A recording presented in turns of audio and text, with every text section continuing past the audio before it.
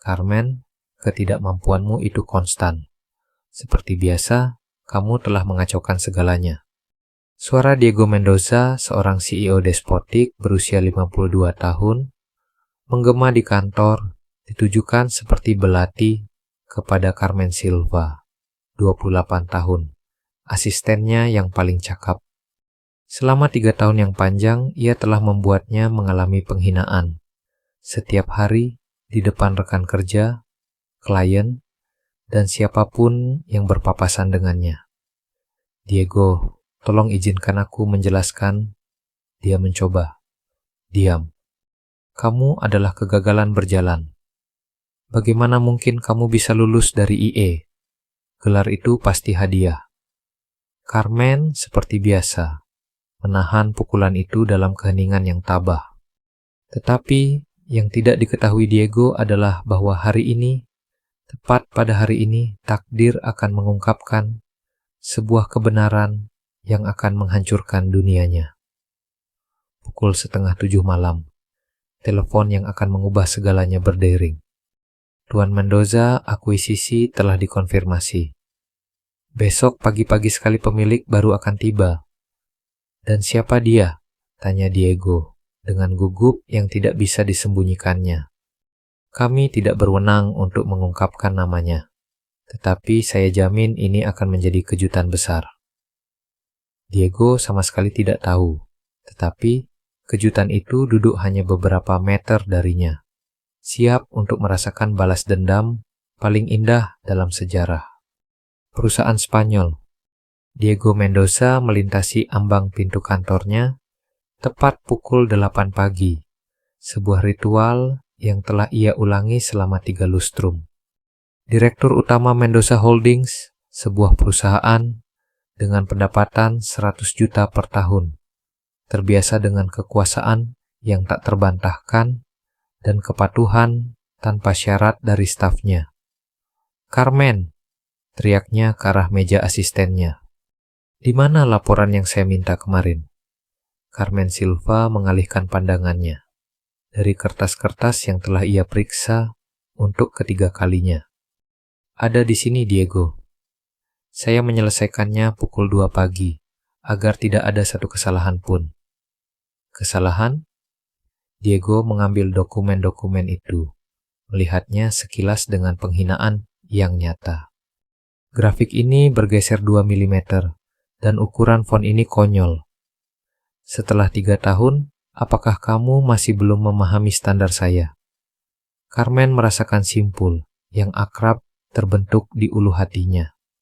Saya bisa memperbaikinya dalam 10 menit. 10 menit yang tidak kita miliki. Kita sudah terlambat untuk rapat dengan investor Jepang. Diego melemparkan dokumen-dokumen itu ke meja Carmen. Kamu benar-benar bencana di posisimu, Carmen. Tidak ada hari berlalu tanpa saya bertanya-tanya, mengapa saya belum memecatmu? Karyawan lainnya menundukkan kepala, diliputi rasa malu saat melihatnya. Ini adalah adegan yang telah berulang secara rutin setiap hari selama 3 tahun terakhir. Diego secara sistematis merendahkan Carmen, profesional paling kompeten di seluruh kantor. Lulusan dengan predikat kehormatan dari IE, seorang poliglot yang menguasai 4 bahasa, dan telah menyelamatkan perusahaan dari tidak kurang dari 5 bencana keuangan. Dan pakaian itu, lanjut Diego sambil mengamati setelan elegan Carmen. Kamu terlihat seperti sekretaris dari provinsi. Tolong berpakaianlah dengan sedikit kesopanan, setidaknya. Carmen mengepalkan tangannya dengan erat di bawah mejanya. Di dalam sakunya, ponselnya terus bergetar dengan notifikasi yang bahkan dalam mimpi terliarnya pun tidak dapat dibayangkan oleh Diego. Pesan-pesan yang mengalir dari London, New York, dan Tokyo. Pesan-pesan yang menangani angka-angka yang akan membuat Diego pucat pasi. Maaf, Diego, jawab Carmen dengan suara yang menunjukkan kontrol diri yang kuat. Saya akan segera menyelesaikannya dan bergabung dengan kalian. Sebaiknya kamu cepat. Dan usahakan tidak mengatakan hal bodoh apapun dalam rapat. Saya yang akan bicara. Diego meninggalkan ruangan dengan tawa mengejek. Dia tidak sadar bahwa Carmen, sambil menyesuaikan dokumen, tersenyum untuk pertama kalinya dalam 3 tahun. Besok saat fajar, keadaan akan berbalik. Malam itu juga, sementara Diego bersulang untuk hari lain yang penuh dominasi mutlak, Carmen mengadakan konferensi telepon dengan tim pengacaranya di London.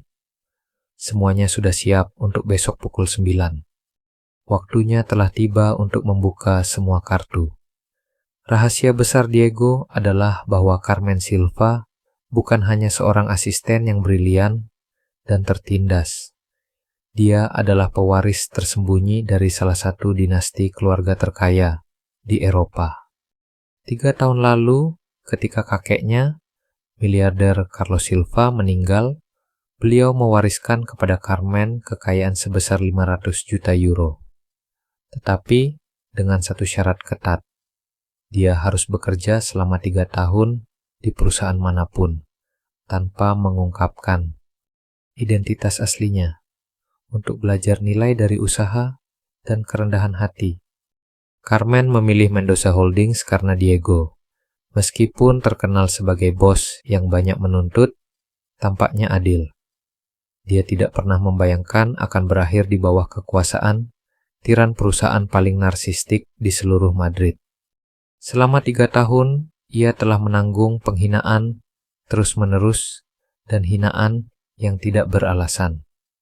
Ia telah mendedikasikan 12 jam sehari untuk pekerjaannya dengan gaji yang sangat kecil, sementara Diego mengklaim setiap prestasinya.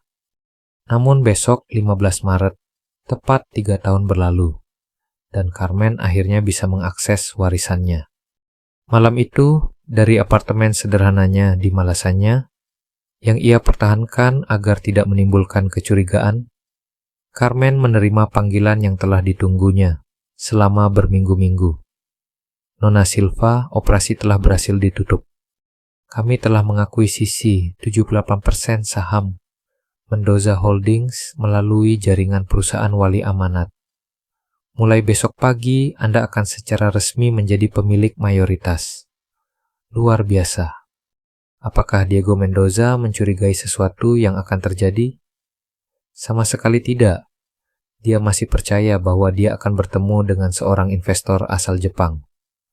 Carmen tersenyum, memandangi lautan cahaya Madrid. Besok akan menjadi hari yang sangat menarik. Apa yang telah diaturnya bukanlah balas dendam biasa. Ini adalah pelajaran ahli dalam keadilan puitis. Diego akan segera mengetahui bahwa selama 3 tahun yang panjang, dia telah menghina pewaris sebuah kerajaan keuangan.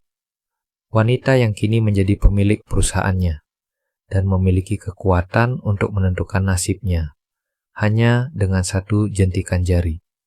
Keesokan paginya, Carmen mengenakan setelan paling spektakuler di lemarinya. Bukan setelan biasa yang sering dikritik Diego, melainkan sebuah desain Loewe, seharga 3.000 euro, yang mengungkapkan esensi dirinya yang sebenarnya. Dia menghiasi dirinya dengan anting-anting berlian neneknya dan kalung mutiara keluarga. Dan untuk pertama kalinya dalam 3 tahun, dia merasa sepenuhnya menjadi dirinya sendiri. Dia tiba di kantor pukul 8:30. Diego mengamatinya dan tersenyum sinis. Wah, hari ini kamu memutuskan untuk berdandan. Apakah kamu ada wawancara kerja? Sepertinya kamu akhirnya menerima bahwa tidak ada masa depan untukmu di sini. Bisa diartikan seperti itu, jawab Carmen dengan senyum misterius. Apapun itu, bersiaplah.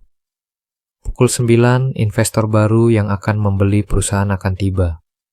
Cobalah untuk tidak mempermalukan diri sendiri. Kamu tidak perlu khawatir, Diego.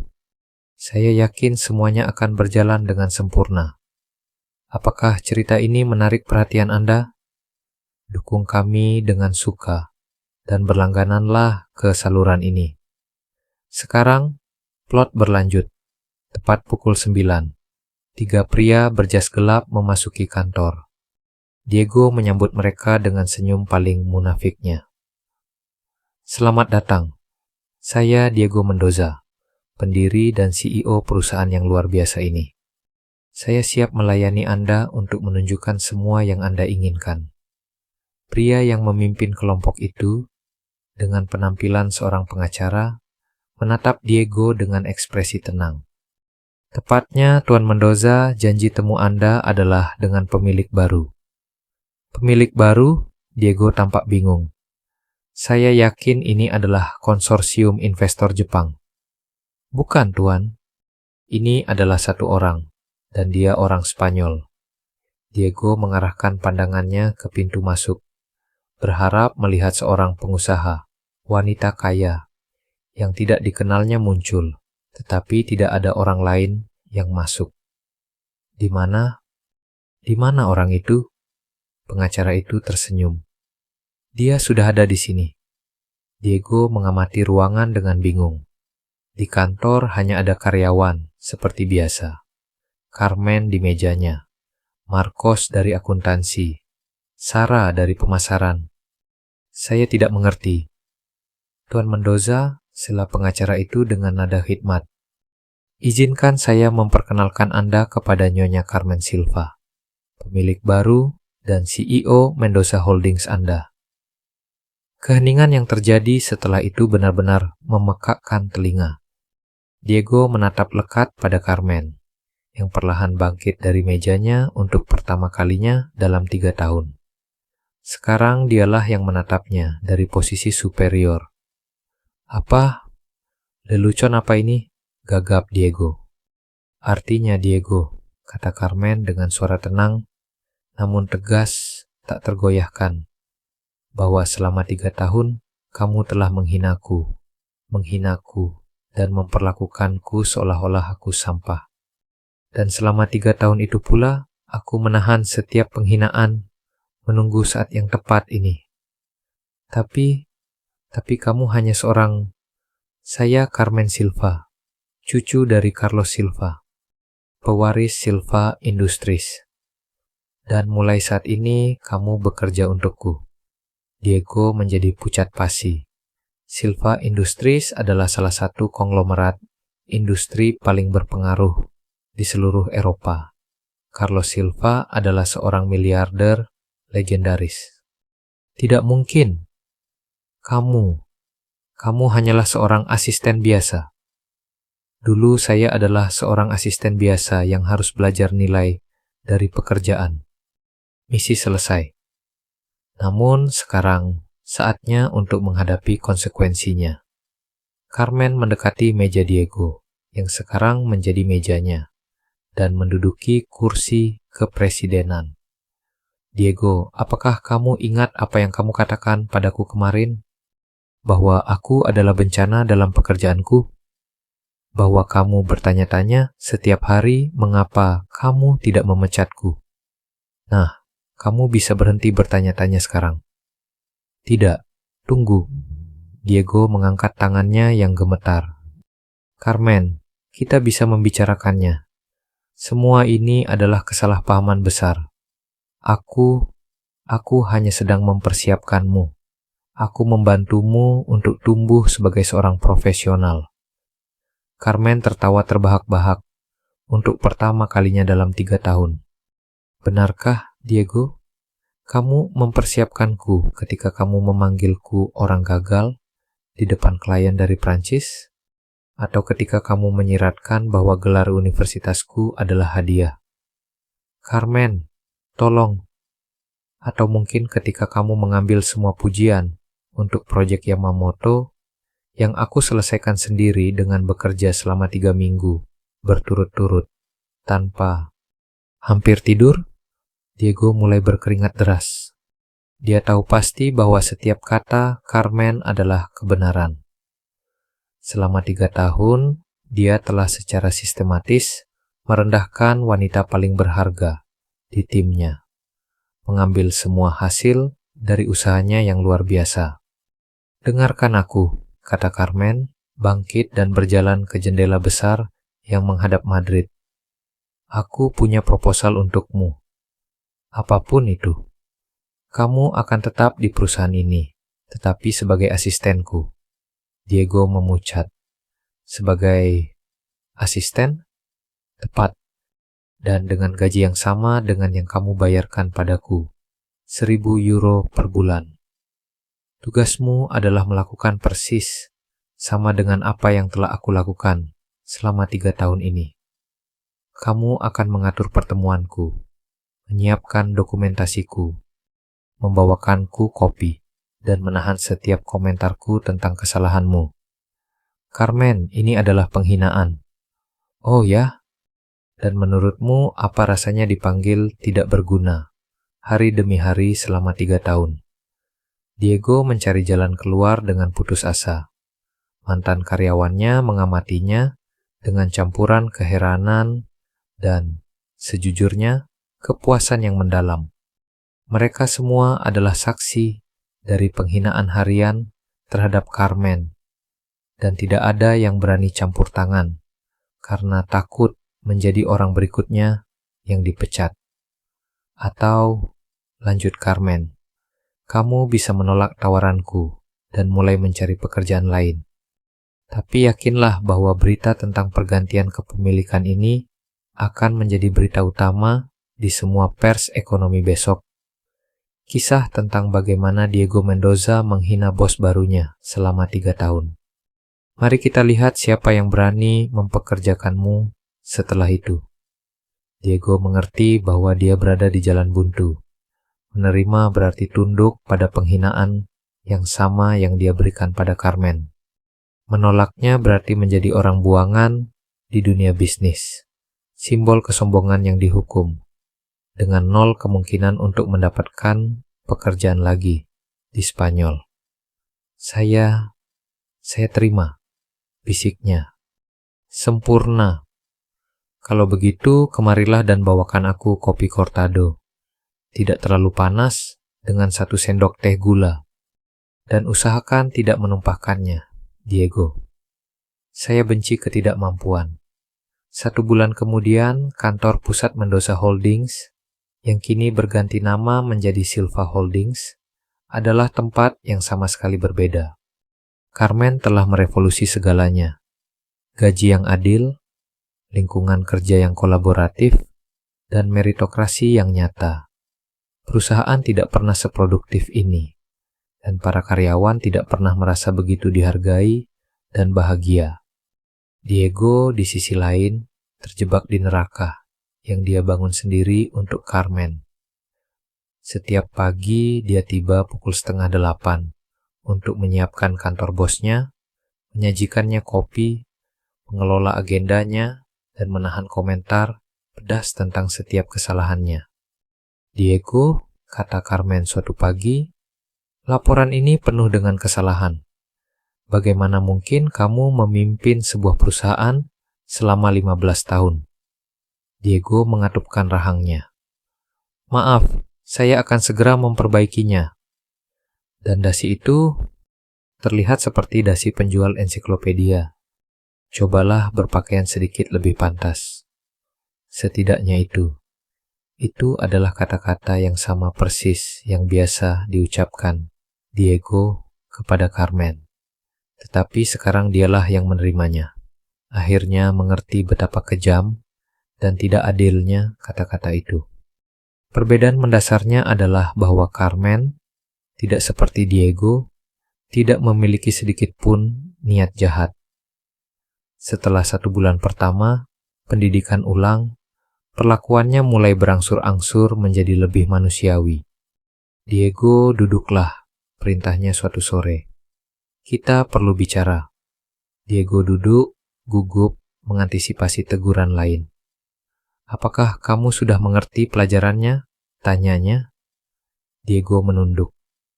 Ya, saya sudah mengerti apa artinya itu bagimu. Maafkan aku, Carmen. Aku benar-benar minta maaf. Diego, kamu bukan orang jahat. Kamu hanyalah seseorang yang lupa apa artinya menjadi manusia. Kekuasaan telah meracunimu. Saya tahu dan saya sangat malu karenanya. Carmen mengamatinya dalam diam sejenak.